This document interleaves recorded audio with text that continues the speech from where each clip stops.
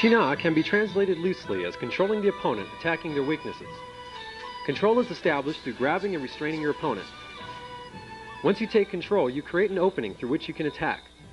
The individual character for Qin literally means grab. In a martial context, Qin has a deeper meaning, defined as control with a light force. Na can be loosely defined as grabbing with increased power. These techniques attack the joints, muscles, tendons, and pressure points. Fundamentally, both Qin and Na actions require a strong grip with flexible wrists and fingers. None of these skills can be effective if you cannot grab your opponent. The following exercises are designed to improve your grip strength so you can inflict penetrating damage with your fingertips. Many of these methods have been passed down through generations of Kung Fu masters and are well known within martial circles. These methods have traditional names and unique histories. Most importantly, these methods are effective, which allow them to stand the test of time. However, just knowing these techniques will not improve your level of skill. It is only through daily practice that any success will be gained. As with any physical exercise, proper warm-up is critical. This videotape will begin with a short review of some of the warm-up exercises from the first videotape in this series entitled Grappling.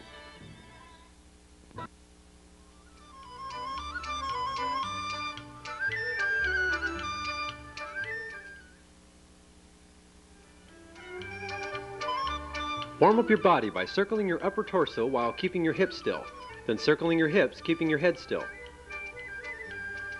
Circle your wrists, then stretch them up and down. Stretch your fingers and thumb. Stretch your wrist with your palms facing out and in.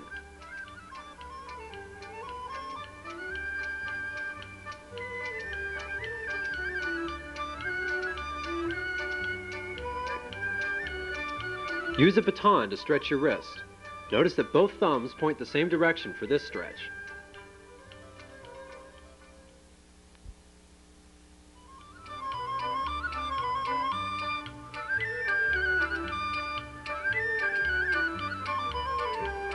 In the hard styles of the martial arts, much time and energy is spent conditioning the extremities of the body.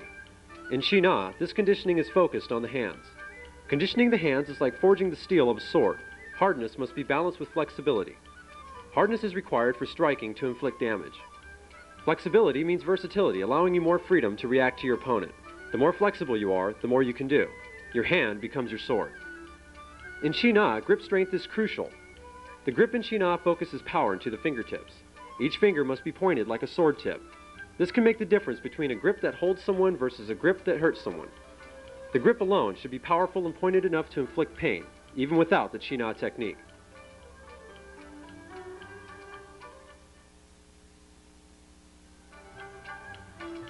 Alternate between relaxing your fingers, then bringing your power to your fingertips. Although this is a small motion, use dynamic tension to focus all of your power into the tips of your fingertips.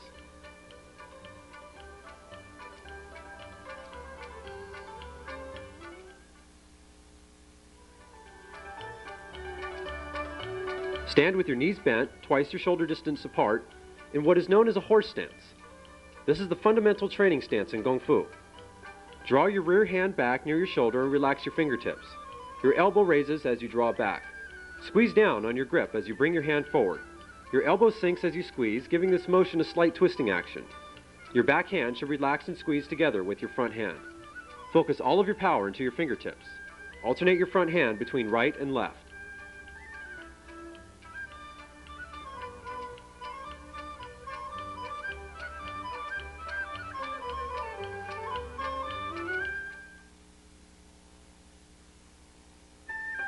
In this technique, the hand movements are the same as the previous technique. With both legs slightly bent, lift your leg that is opposite of your forward hand. Angle the heel of your foot so that it is prepared to stomp down on an opponent's knee.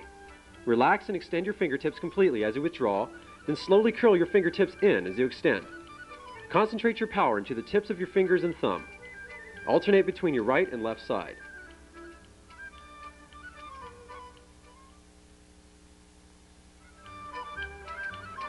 Penetrating power in the fingertips can be applied in any Na attack. First, in the Qin stage, the attacker's wrist is grabbed. Then, in the Na stage, the fingertips are used to attack vulnerable areas. This first attack uses the Qizi and the Cizi pressure points. The second separates the triceps muscles. And the third separates the external oblique muscles. Refer to Tape 3, Pressure Point Attacks, for further details on these techniques.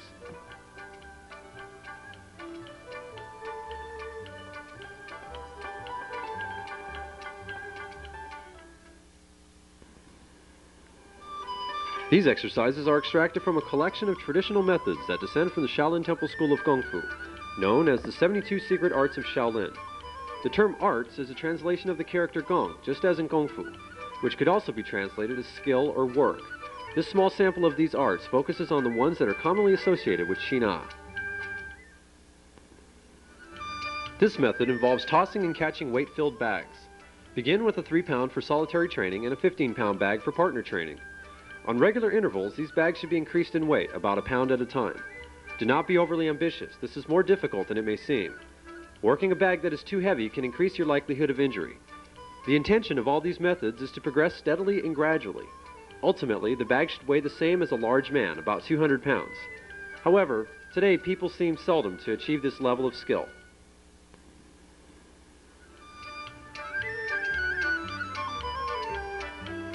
These bags are the same as the ones used for iron palm training, since both programs are for conditioning the hands. Begin with a bag filled with mung beans. Mung beans are used as a medicinal herb to help condition the skin. As these beans crumble, their dust penetrates the bag and your skin. Progress to a bag filled with sand or very small gravel, working towards a bag filled with iron shot. This iron shot must not be chrome steel or stainless steel, since both are considered toxic in this form of training.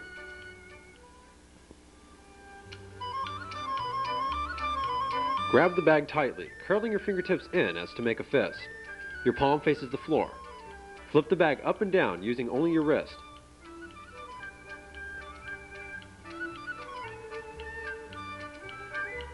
Flip your wrist back and turn your forearm over so that your palm faces up after each rotation.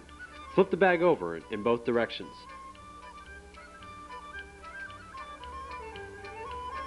Turn your fist so that your palm faces to the side. Flip the bag up and down using only your wrist, just like the first method.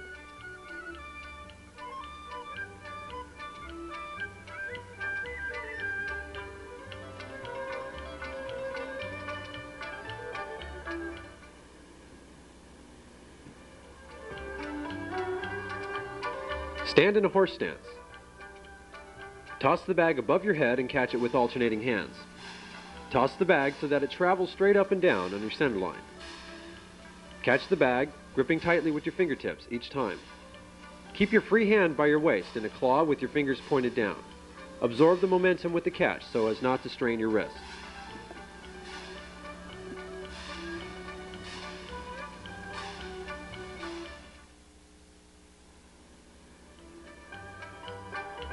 Stand in a horse stance. Toss the bag above your head and catch it with alternating hands. In this variation, spin the bag to the side as you toss it. Spin it by turning your little finger up and your thumb down. As you catch the bag, absorb the spin with your arm, turning it slightly so as not to bring it to a jarring stop. Make your grip tight and solid, yet yield with your arm so as not to strain your wrist.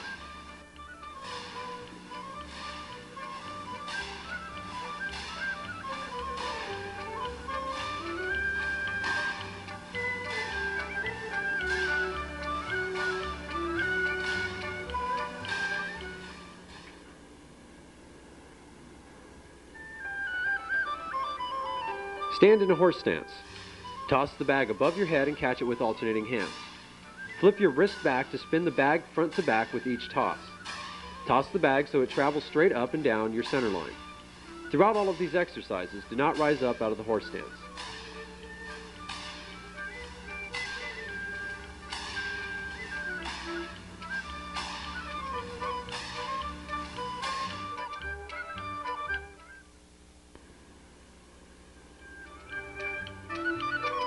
Stand in a horse stance. Alternate tossing the bag from side to side as in the second exercise, with tossing the bag over your shoulder from behind your back. Alternate sides for the behind the back toss. In all of these catching drills, aim for the center of the bag. Catching it by the edge will make it more difficult without adding anything to your training.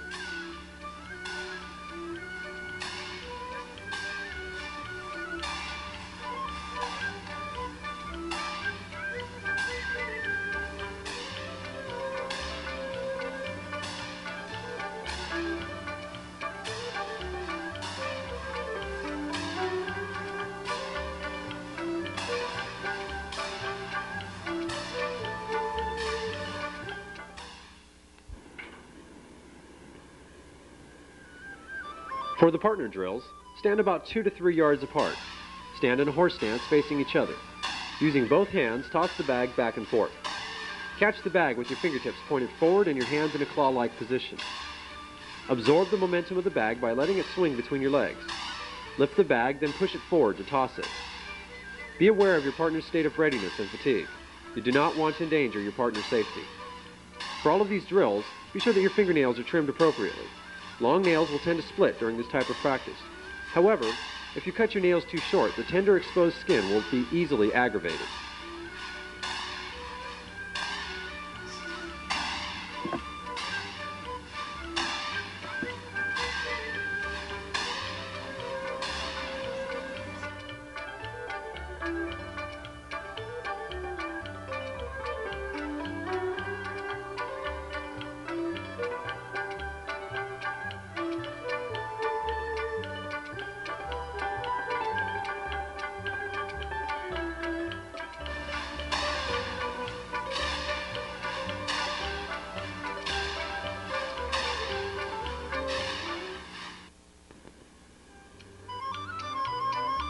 In this variation, toss and catch the bag with your higher hand at head height and your lower hand covering the middle of your chest.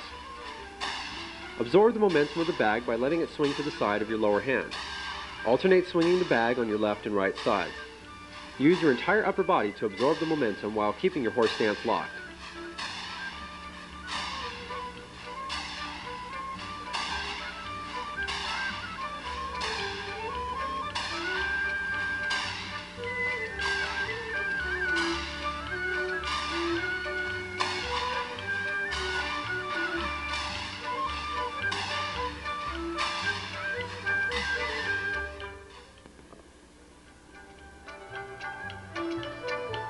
In this variation, absorb the momentum of the bag as in the previous method, adding a small step back with each catch. Step back with your leg that is on the same side that you catch the bag. Step forward as you toss the bag, pivoting on your front leg. Begin by alternating on your left and right sides. You may also feel for the momentum of the bag and turn to whichever side is most appropriate.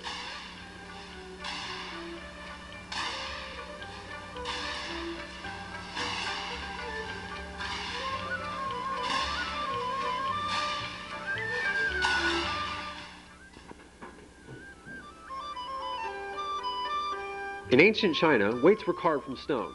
A common type of weight used for Qina training was a conical stone known as a qigu.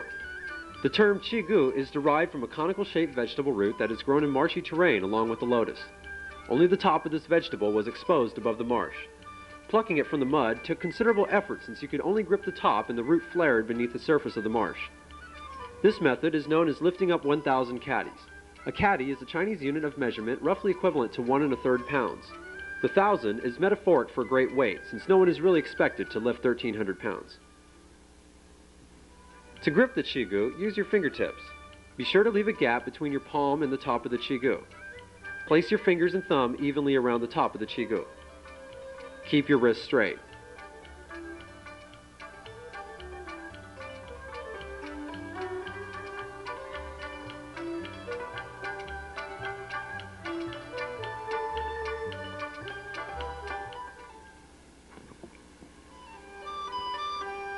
Begin in a forward stance. Your front knee is bent and your rear knee is straight. This is known as a bow and arrow stance. Lift the qigu with your fingers while keeping your arms straight. Using your stance, shift to horse stance to another bow and arrow stance on the other side. Always keep your knees bent so that the level of your hips remains the same. Pivot on the heels of your feet. Alternate moving the qigu from side to side. Take turns using both arms. Keep your free hand on your hip. The top of the qigu should be smooth so that there are no purchases for your fingertips. The average weight of a beginning qigu was about 20 pounds. Practitioners would progress to larger and larger stones to increase their skill. Some stones would weigh over 100 pounds. One common exercise was to leave a qigu on one side of a training area in a martial arts school. Whenever any student crossed this area, he or she would have to carry the qigu across to the other side, gripping it in this manner. Each day that a student trained, they would have to carry in and out. Slowly, through this daily ritual practice, they would develop more strength in their grip. Today, stonecutters specialize in cornerstones and gravestones. It may be difficult to get one to cut a qigu. Some modern practitioners will cast a conical shape out of cement or plaster. Others have carved a prop out of wood and filled it with lead.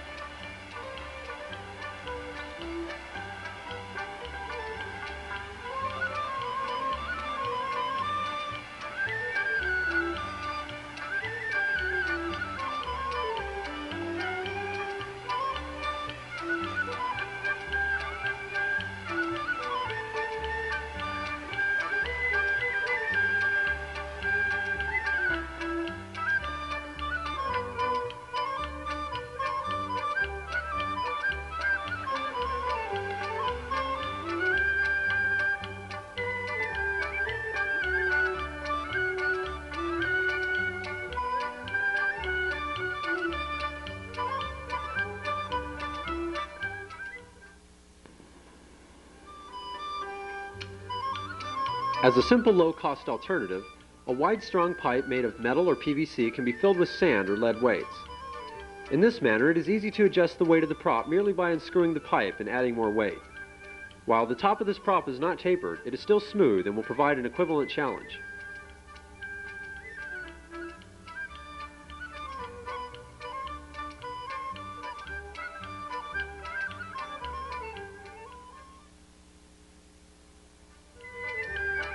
Lift this weight in the same manner as you would at Qigong. Place your fingertips on the very edge of the top so that your thumb and fingers completely encircle the rim. Keep your arms and wrists straight.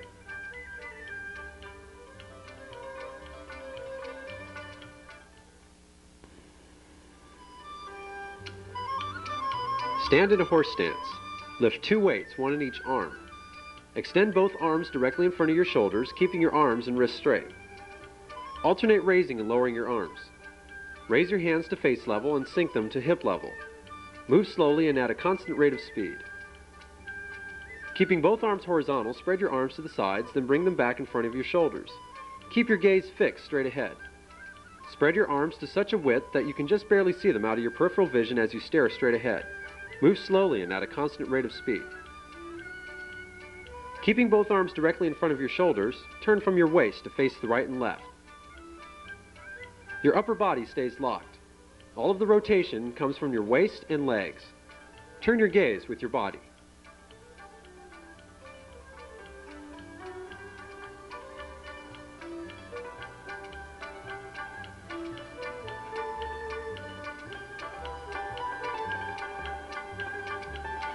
With your hands directly in front of your shoulders, tilt the bottoms of the weights forward and up using your wrists alone.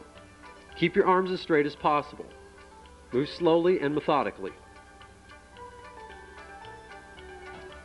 Keeping your hands directly in front of your shoulders, tilt the bottoms of the weights to the sides and up. Keep the rest of your body stationary.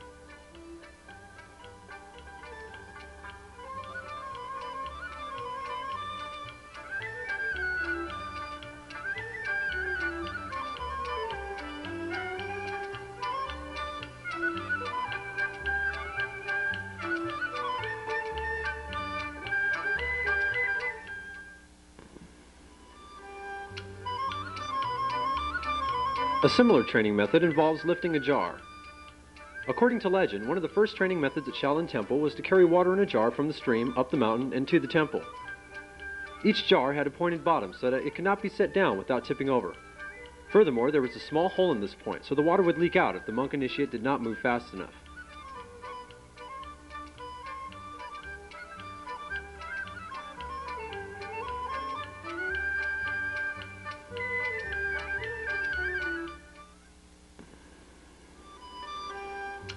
Any small-mouthed jar will be sufficient for training. Make sure that the mouth is small enough that you can pick it up by the rim with your fingers. A weight-filled pipe with a rim can also be used.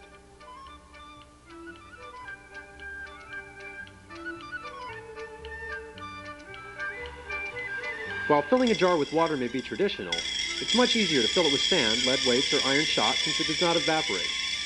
Just like the Qigong, 20 pounds is a good starting weight. As you progress, you should slowly increase this weight a pound at a time.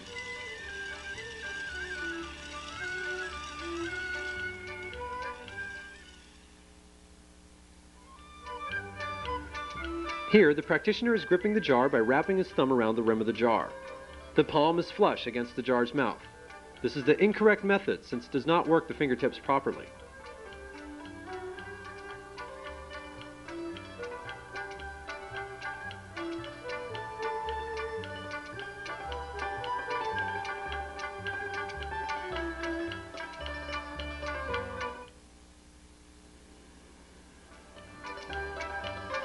Here, only the fingertips touch the rim of the jar.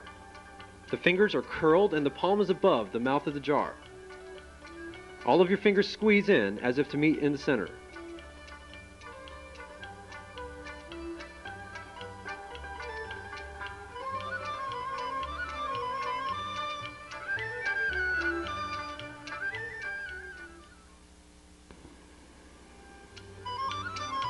Stand in a horse stance.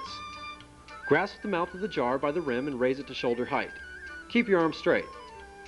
Tilt the bottom of the jar forward and up using only your wrist. Alternate hands. The Eagle Claw Power Arts and lifting up 1,000 caddies are similar exercises. The main difference is the type of purchase for your fingertips. The Shigu uses a smooth cone while the mouth of the jar has a rim.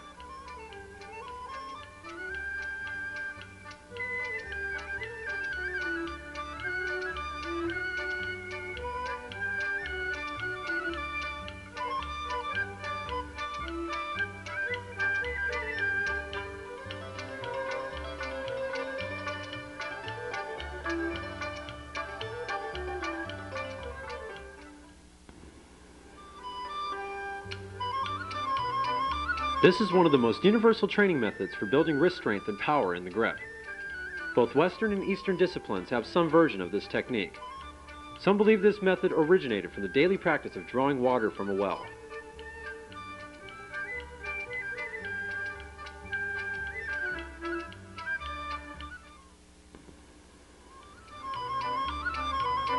Although any type of weight can be used, the traditional Chinese method uses a ceramic pot. This could be filled with water, sand, or metal weights, which are to be increased in small increments. This jar is attached to a tether connected to a wide dowel.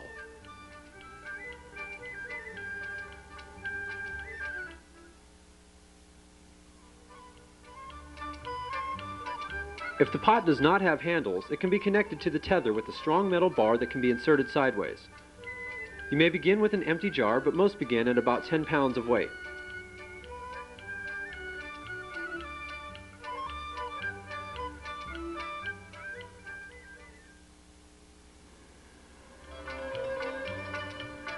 Stand in a horse stance.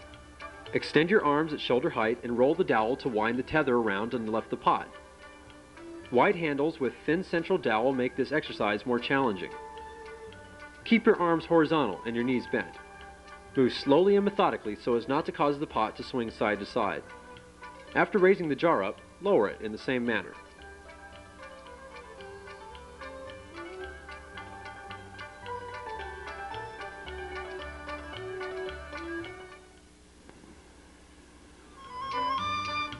As in the previous exercises, a wide, strong pipe can be used as a simpler alternative to the pot. Using this method, it is easy to add weight as your skill progresses. Also, you can use the same tool for multiple exercises. However, any sort of weight that can be added gradually will be sufficient.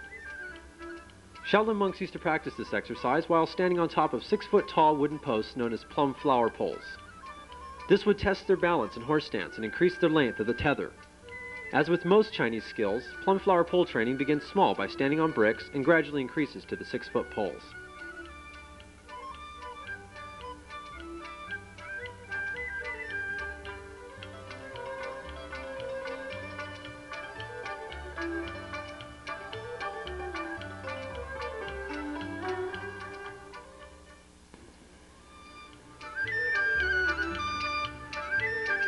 According to legend, there once lived an old scholar who wished to practice calligraphy, but his hand was unsteady. As part of his training, he practiced with heavy calligraphy brushes cast from solid iron. Not only did he become a master calligrapher, he gained Qina skills. Once, he was encouraging a friend to stay for dinner. Without thinking, he grabbed his sleeve and effortlessly tore off the sleeve of his jacket by accident.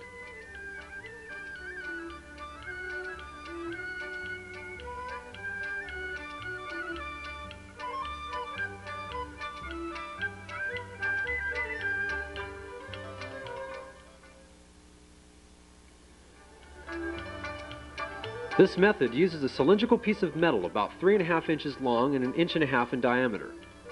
Brass is a better metal than iron since it is heavier and does not rust.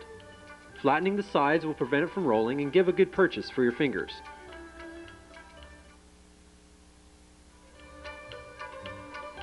Here, the iron pen is being gripped incorrectly because the pads of the fingers are flat and the fingers are straight. This does not bring any power to the fingertips.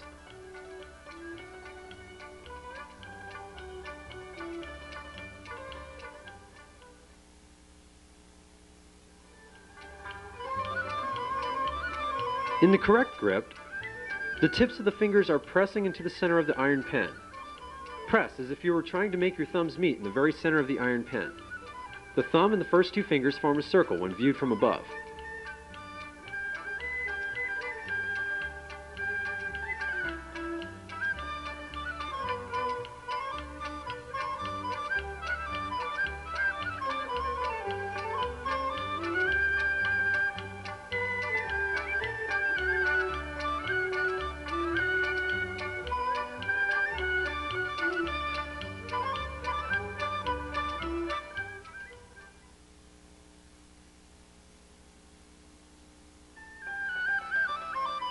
This method mirrors the strokes of a calligraphy brush. Using both your fingers and thumb, move the pen as if you were to draw a straight line.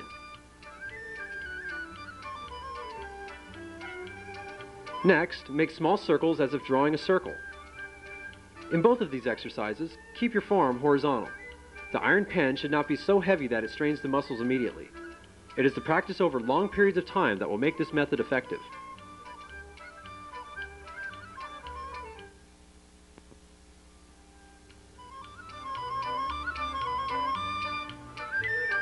For balance training, use 2 iron pens simultaneously. Make small circles with both pens as in the single pen exercise. Circle both pens in a synchronized manner.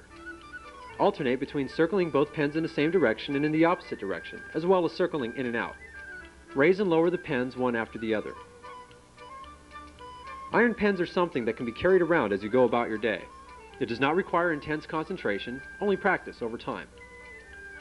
This method can be practiced while resting between workouts, talking on the phone, or even watching television.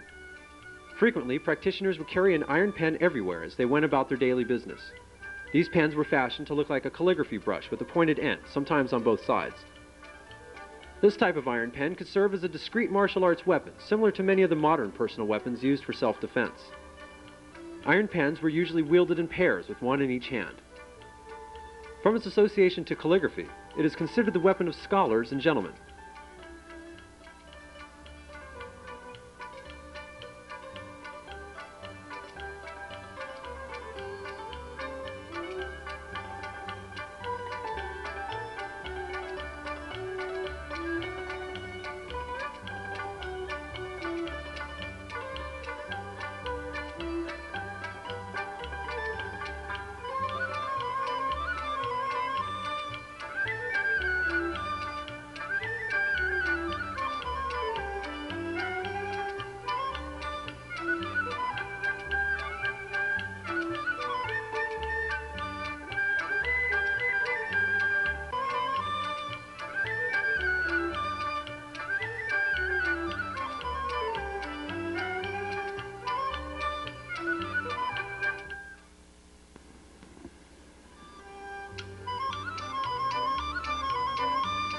This type of push-up has many different names. In Chinese martial arts, it is usually known as the iron lying tiger. It is also known as tiger push-ups and iron ox plows the field. In the practice of yoga asanas, it is a variation on a basic routine known as a sun salutation. It is a common training method that can build both strength and flexibility.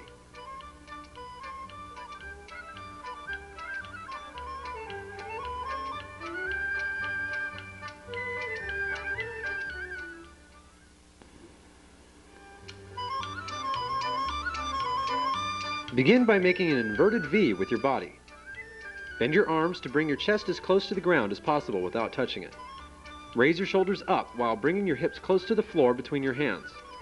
When in the V position, make your arms, torso, and legs as straight as possible so there is a straight line between your hands and hips and feet.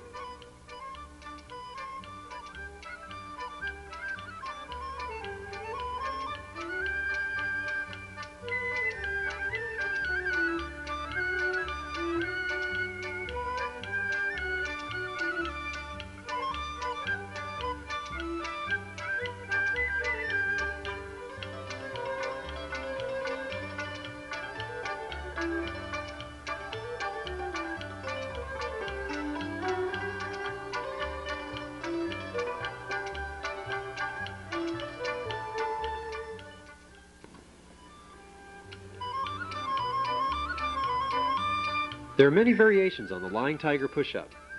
Many martial artists practice on their fists to harden their hands and strengthen their wrist.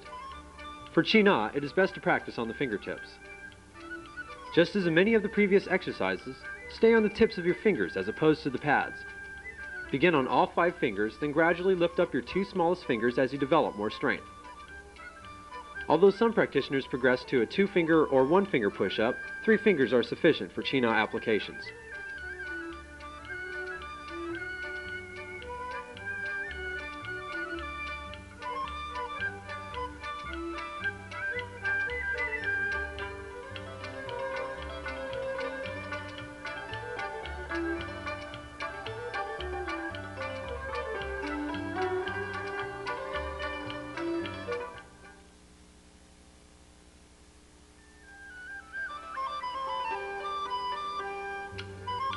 The centipede is considered one of the 5 poisons in Chinese folklore. This group also includes scorpions, spiders, toads, and vipers. The word for centipede literally means hairy worm in reference to its many feet. In this exercise, the centipede feet are metaphors for your fingertips. This training method is a variation of clapping push-ups.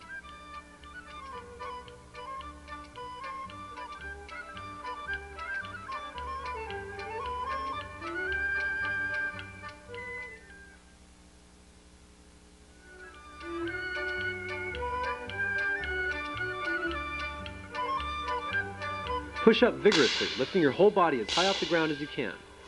You will have more time to clap your hands if you can generate more air time. Keep your body as straight as possible. At first, it is best to practice over a mat or similar soft floor. This will absorb some initial impact on your wrist and soften any falls you might have while you are learning.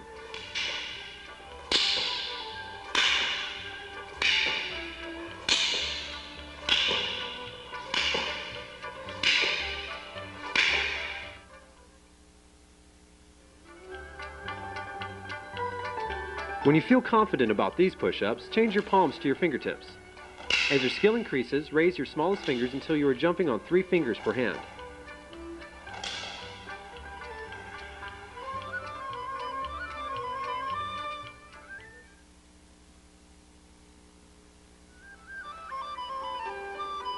As in the lying tiger push-ups, 3 fingers is the most appropriate sum of fingers for China applications. These fingers are the most crucial for a penetrating grip. Some practitioners can achieve 1-finger push-ups in one leg.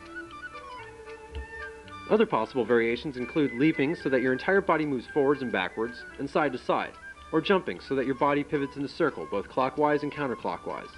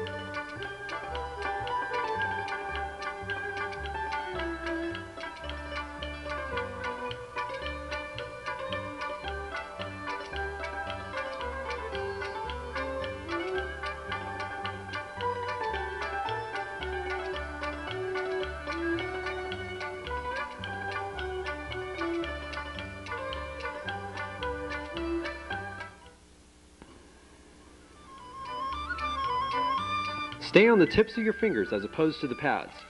Progress slowly and patiently, do not strain yourself. It is better to do a few push-ups every day than many every once in a while.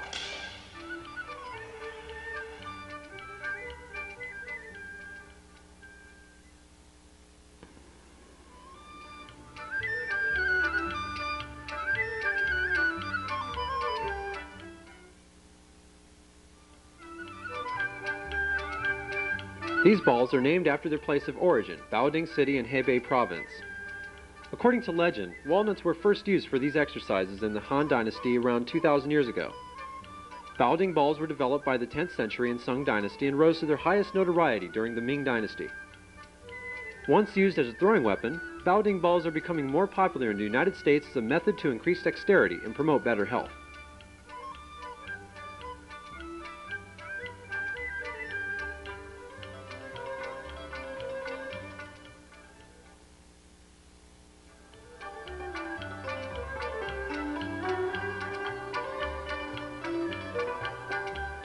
Here, the Baoding balls are spun inconsistently. Sometimes they touch, sometimes they do not. This causes a noticeable clacking sound, which can be indicative of an incorrect spinning technique.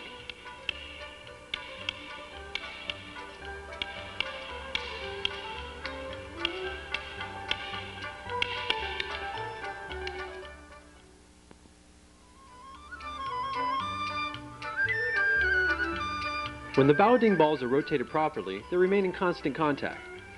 Squeeze the balls together with your hand, rotating them smoothly and evenly. This may produce a light scratching sound. Alternate the direction of your spin from clockwise to counterclockwise.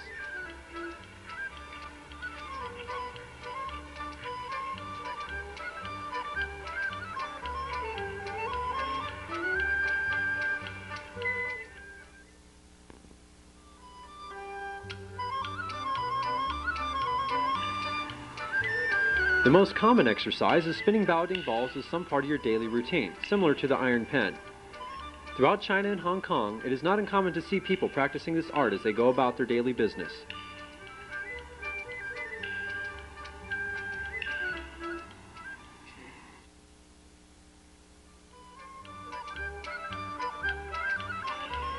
For martial arts practice, Baoding balls are spun in a horse stance with the arm extended at head level. This makes the exercise more challenging. Start with small balls and gradually progress to a larger, heavier size. Some practitioners will use 3 or 4 small balls in each hand.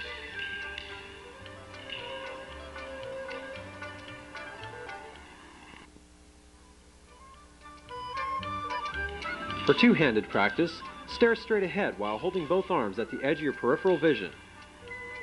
Baoding balls come in a variety of materials ranging from metal, jade, marble, and cloisonne. They are often decorated with fantastical designs and frequently conceal a bell or chime. For Qi-Na training, it is best to use the solid metal balls, since they are the heaviest and most durable.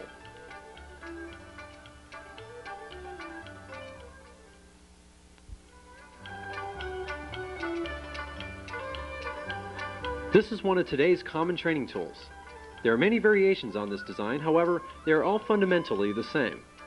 While these are more oriented towards modern sports, they can still be useful for Qi-Na using the principles of traditional methods.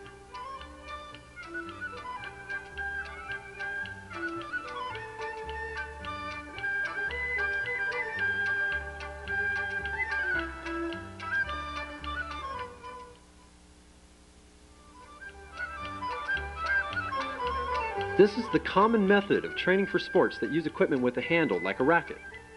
While this may improve your grip strength for those activities, it is not the best method for Qi-Na.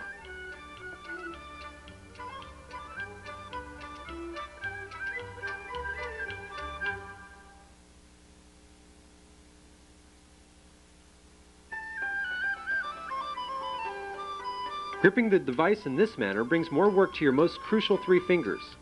Use your fingertips more than the pads of your fingers. By generalizing the training principles, you can bring Qi-Na training into your daily routine.